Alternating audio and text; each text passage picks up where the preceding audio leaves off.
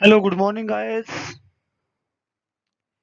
How are you? I think all are happy, safe, and secure and healthy in this corona period. Stay at home, be safe, follow the government instructions. No one come out without any proper reasons. Okay, no one is safe when everyone is safe. जब तक हर आदमी सुरक्षित नहीं है तो हम सुरक्षित नहीं है. We should never consider it that we are safe. We are safe. हर आदमी सुरक्षित होगा तभी हम सुरक्षित होंगे. Understood? So keep it in mind. Now, welcome to Pandu English Academy. This is Bhagirath Godara here with you with a lesson of class 7 book Honeycomb NCERT syllabus for all boards just like RBSE, CBSE, other state board. Those are following NCERT syllabus. Lesson is three questions. Three questions. Lesson का नाम है. This is the second part. First part हमने पहले देख लिया है. जिन लोगों ने फर्स्ट पार्ट नहीं देखे हैं, जो लोग इस चैनल में पहली बार आए हैं, उनसे रिक्वेस्ट है कि इसको देखने से पहले फर्स्ट वाले चैनल को जरूर देख लें, तभी आपको ये पार्ट समझ में आएगा. इस पार्ट के अंदर हम उस फर्स्ट वाले पार्ट में या लेसन के सिर्फ क्वेश्चन आंसर की स्टडी करेंगे. सो आगे तरफ चलते हैं. Question answers. The first question: why did the king want to know answers of three questions? King three questions को क्यों जानना चाहता था? थ्री क्वेश्चंस के आंसर क्यों जानना चाह रहा था? क्या प्रॉब्लम थी? क्या जरूरत थी उसे कि उन क्वेश्चनों का आंसर जान सके? देखते हैं. The king wanted to know the answers of three questions because he thought if he knew the answers of those questions he would never fail in his life. उसे उसे ऐसा लगा कि यदि मैं तीन क्वेश्चनों के बारे में आंसर को जान लूंगा तो मैं मेरे जीवन में कभी असफल अनसक्सेस नहीं होगा, हमेशा सफल ही रहूंगा. तो ये बात मुझे सता रही थी, इसलिए उसने इन तीन क्वेश्चनों का आंसर जानने की कोशिश की. तीन क्वेश्चन क्या थे? इसके पहले वाले वीडियो के अंदर मैंने सब बताया है. वो अगर जानना चाहते हो तो उस वीडियो को देखें. Then why did the king send messengers in his kingdom? King ने अपने संदेशवाहक राज्य में क्यों भेज दिए? क्योंकि राजा इन थ्री क्वेश्चंस के आंसर को जानने के लिए उसे अपने स्टेट के विद्वान विजडम्स वाइज मैन थे, उनकी हेल्प लेना चाह रहा था. तो किंग ने ऐसा प्रोक्लेम किया, ऐसा दावा किया, इसी उद्घोषणा की कि जो कोई भी इन थ्री क्वेश्चंस का आंसर देगा उसे मैं अच्छा रिवार्ड दूंगा. तो शायद ऐसा किया है. देखें. The king sent the messengers to his kingdom to announce means घोषणा करने के लिए, रिवार्ड्स फॉर दोज रिवार्ड्स की घोषणा करने के लिए, उनके लिए, those who would answer the three questions of king, जो राजा के तीन क्वेश्चनों का आंसर देगा, उन क्वेश्चनों के बदले राजा उसे अच्छा रिवार्ड देगा. इस प्रोक्लेमेशन के लिए राजा ने मैसेंजर्स भेजे. Next part, third question. Why was the king advised to go to the musicians? अब राजा ने सभी वाइज मैन से बहुत सारे आंसर सुने. सभी लोगों ने अलग अलग आंसर्स दिए. इन सब कुछ उस लेसन में हमने पढ़ा है. और क्या क्या आंसर्स दिए विद्वानों ने वो तो पहले वाला वीडियो देखें. उसका लिंक मैं इस डिस्क्रिप्शन में दे दूंगा, आप यहाँ से उसमें जा सकते हैं. सो मैजिशियन के पास में क्यों गया? क्यों जाना? क्यों एडवाइस दी गई? The king was advised to go to magician because he was not satisfied by the answers of the wise men. क्योंकि wise men के आंसर से satisfied नहीं हुआ था, इसीलिए उसे मैजिशियन के पास में जाने की सलाह दी गई. Next question. In answer to the second question का आंसर में जो सेकंड क्वेश्चन किंग का था, those whose advice did the people say would be important to the king. Second question के लिए वाइज मैन ने राजा को किस तरह के व्यक्तियों की एडवाइस इंपॉर्टेंट माने, कि कौन कौन से व्यक्ति होते हैं जिनकी एडवाइस किंग के लिए बहुत इंपॉर्टेंट हो सकती है, वो कौन थे?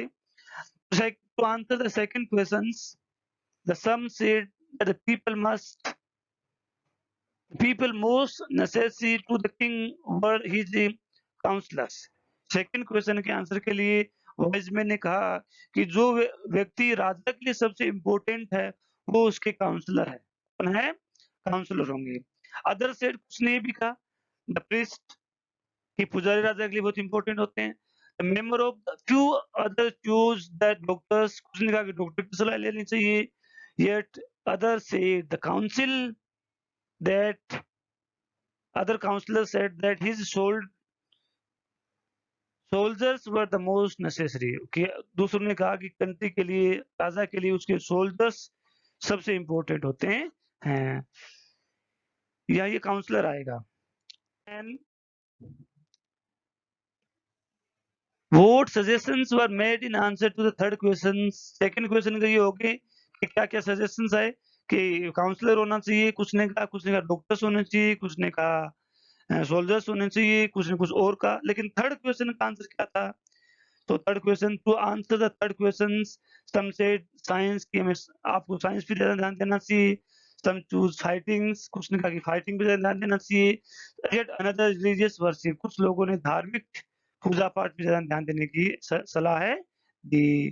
थर्ड आगे sixth question, did the wise main win the reward? If not, why not? क्या वाइज़ मेन्स जो विद्वान लोग आए थे, क्या उनको रिवार्ड मिलना था? क्यों नहीं? ये हमें बताना है, अगर नहीं मिला तो क्यों नहीं मिला? No, wise men did not आएगा यहाँ पर, ध्यान दें, डिड नॉट विन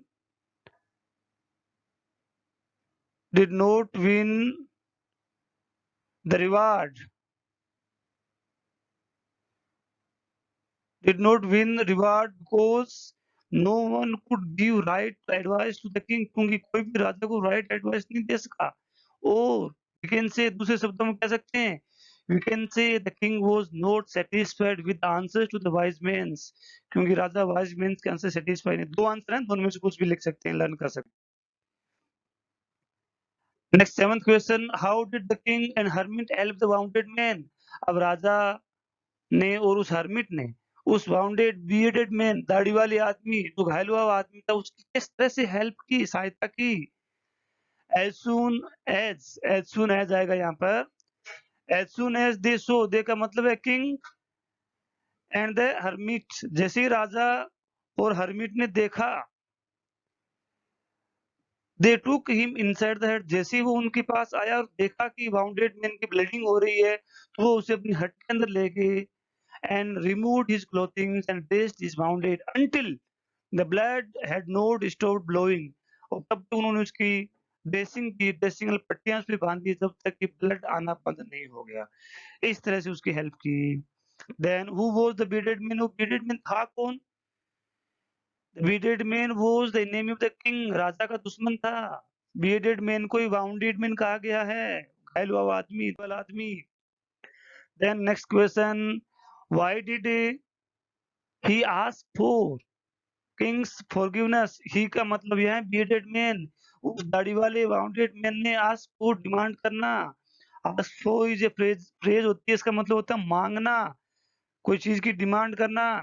तो यहाँ है कि उस bearded मैन ने राजा से माफी क्यों मांगी, फॉरगिवनेस क्यों मांगी? So he asked for the king's forgiveness because क्योंकि he had tried to kill the king, क्योंकि उसने राजा को किल करने की कोशिश की थी और इसी राजा ने उसकी बहुत अच्छी केयर की। जब राजा को ये वाउंडेड कंडीशन में मिला तो राजा ने अपने खुद की हैंकी से उसके वाउंड को क्लीन किया, उसकी पट्टियां की। तो इस बात से वो प्रभावित हुआ कि मैंने तो आपको मारने की प्लान कर रखा किया था और आपने मेरी इतनी सी सेवा की। But the king paid him very much, लेकिन राजा ने बहुत अच्छी उसकी सेवा की थी, without showing any discrimination toward him, बिना उसके प्रति कुछ भेदभाव शो किए राजा ने उसके अपने तहे दिल से उसकी सेवा की, उसकी पट्टियां बांधी। Next question, the king forgave the bearded man, what did he do to show his forgiveness? राजा ने उसको माफ तो कर दिया था, लेकिन जब राजा ने माफ किया तो हम कैसे कह सकते हैं कि राजा ने माफ कर दिया, और माफ किया उसके बदले में राजा ने उसके प्रति क्या कार्य किए वो हमें जानने हैं। The king forgave the bearded man and promised to send his doctors and servants to look after him. माफ भी किया, इसके साथ में ये भी प्रॉमिस किया कि मैं आपके लुक आफ्टरिंग के लिए, आपकी केयरिंग के लिए मैं डॉक्टर्स और सर्वेंट भेजूंगा जो आपकी केयर करेंगे। Next part, what were the hermit's answer to the 3 questions, उन 3 क्वेश्चंस के लिए हर्मिट के क्या आंसर था? अलग-अलग है सभी। The most necessary person is the person you are the particular with a particular moment, कि सबसे इम्पोर्टेंट आदमी आपके लिए वही है, यहाँ ये कॉमा नहीं होगी। जिस समय जिस व्यक्ति के साथ में आप होते हैं, वही व्यक्ति आपके लिए सबसे इम्पोर्टेंट होता है। जैसे जब पहले राजा उस हर्मिट के पास में पहुँचा, तो हर्मिट उसके लिए इम्पोर्टेंट आदमी था, क्योंकि हर्मिट डिगिंग कर रहा था, कुछ क्यारियाँ खोद रहा था, हर्मिट थक गया तो राजा ने उसकी हेल्प की, तो वो वहाँ पे सबसे इम्पोर्टेंट था। थोड़े समय के बाद में जब वाउंडेड मैन पहुँचा, तो वाउंडेड मैन की हेल्प करना राजा के लिए इम्पोर्टेंट था। तो जिस समय जिस व्यक्ति के साथ आप होते हैं, he is very important. Second, there is only one time, समय के बारे में क्वेश्चन था, दैट इज़ इम्पोर्टेंट। हरमीत ने बताया कि एक समय जो होता है सबके लिए इम्पोर्टेंट होता है, वो क्या होता है?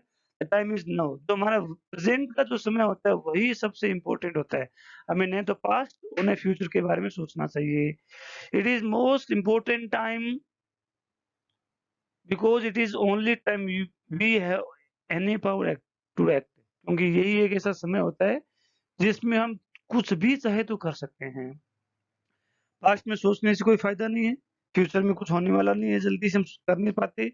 तो प्रेज़ेंट में जो कुछ भी हम करना चाहते हैं, प्रेज़ेंट के समय को यूज़ करना चाहिए। The most important business to do is what the time require.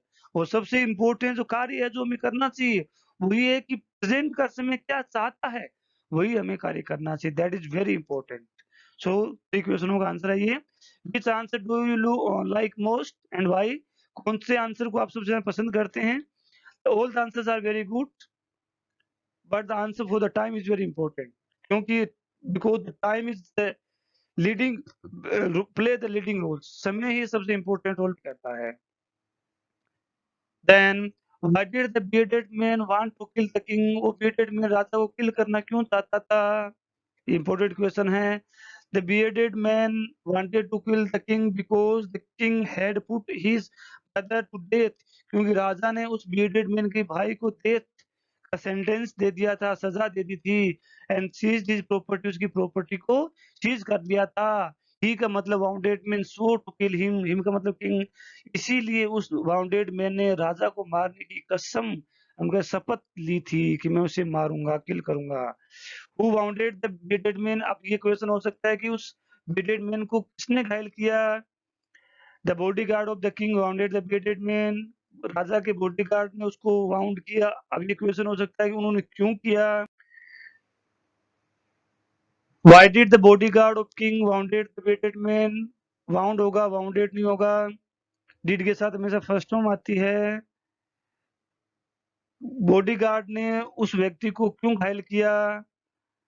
Bodyguard of the king wounded the bearded man because he they know, उनको पता चल गया था हिज इंटेंशन का मतलब इस व्यक्ति की क्या इंटेंशन है, that he was to kill the king, क्योंकि वो राजा को मारने वाला था, इसीलिए उन्होंने घायल किया था। Why did the king leave his horse and bodyguard outside the forest before the king? Hermit, hermit के सामने प्रेजेंट होने से पहले राजा ने अपने बॉडीगार्ड और हॉर्सेस को फॉरेस्ट के बाहर ही क्यों छोड़ दिया था? The king left his horse and bodyguard outside the forest because, क्योंकि ही न्यू, वह जानता था that hermit was living very simple life, कि हर्मिट जो वो सिंपल लाइफ जी रहा है, सिंपली रहता है। ही वांटेड टू प्रेजेंटेड नहीं होगा, himself as a simple man. वो राजा के सामने राजा जो था अपने आप को उस बीडेड मैन के सामने एक सिंपल व्यक्ति के रूप में प्रेजेंट करना चाह रहा था। वो चाह रहा था कि हर्मिट को ये पता नहीं चले कि मैं एक किंग हूँ, इसलिए वो सिंपली उसके सामने प्रेजेंट था। Where did the hermit live? Hermit कहाँ रहता था? Hermit lived in a dense forest, गहरे जंगल में रहता था। Why was the hermit digging ground? Ground को क्यों डिग कर रहा था?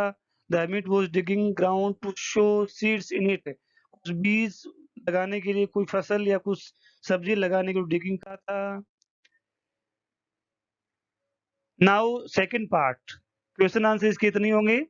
सेकंड जो पार्ट है इसका, जिसमें फिल इन द ब्लैंक्स, कुछ ग्रामर के क्वेश्चन है उनको हम करेंगे।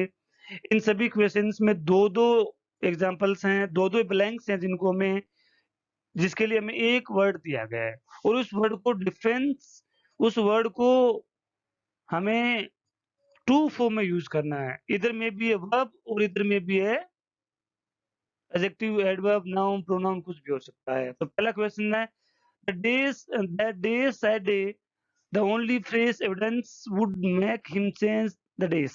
तो यहाँ हमें पता चलता है the days का मतलब जज। तो यहाँ ध्यान दिए जज होगा, जजमेंट नहीं होगा। The judge said, जज ने कहा the only phrase evidence would make him change his judgment। कि ओनली जज ने ये कहा कि ओनली फेस एविडेंस जो है वही मुझे मेरे डिसीजन को चेंज करवा सकते हैं। तो वन इज जज, another is judgement. I didn't notice any serious opinion among the debaters, although they days from one another for over small points differ। एक वर्ड दिया गया, इससे हमें टू चीजें यूज करनी है। तो यहाँ देखें दे इज ए प्रोनाउन और यहाँ वर्ब आनी चाहिए।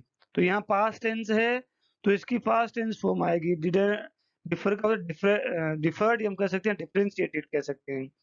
एंड आगे वाले में आएगा डिफरेंस, तो क्या हो जाएगा I didn't notice any serious opinion among the debater although they differed from one another over small points difference।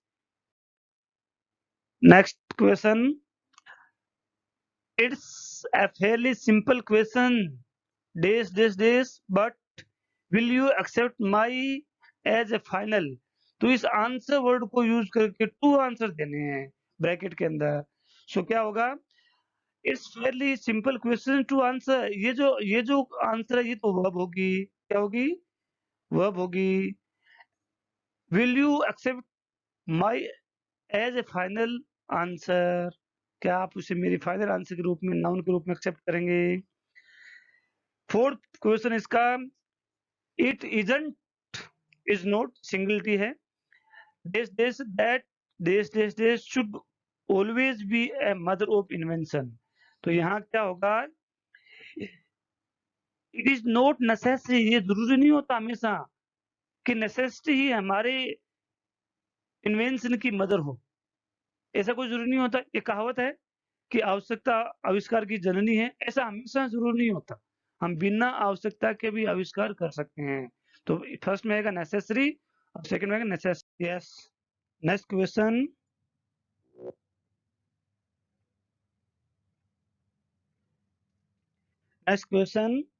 That is hermits are days men, how they acquire their days no one can tell। this is the question। यहाँ पे wise word को हमें to time use करना, to form में use करना है। तो in first hermits are wise men, ये वाइज होगा, first wise that is adjective, main को डिफाइन करता है। How they acquire their wisdom is a noun, abstract noun, no one can tell this। so answer of this question is wise and wisdom। Next question, the committee has days to make Jagdish captain of the team, the days is likely to please everyone। Decision word को to time use करना है। The committee has decided to make Jagdish captain of the team, the decision is likely to please everyone। तो first में decided, another is a decision। This is the answer of this question। Now asking for days is a noble as willingness to forgive को हमें to time use करना है। सो क्या होगा, asking for forgiveness is as noble as willingness to forgive, ये इसमें use होंगे। सो these are the questions of this lessons।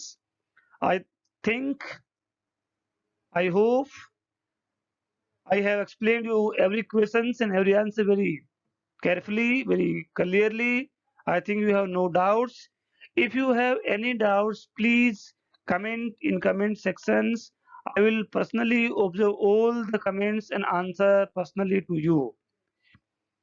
If you like this video, like it, share it, and comment it. Thanks a lot.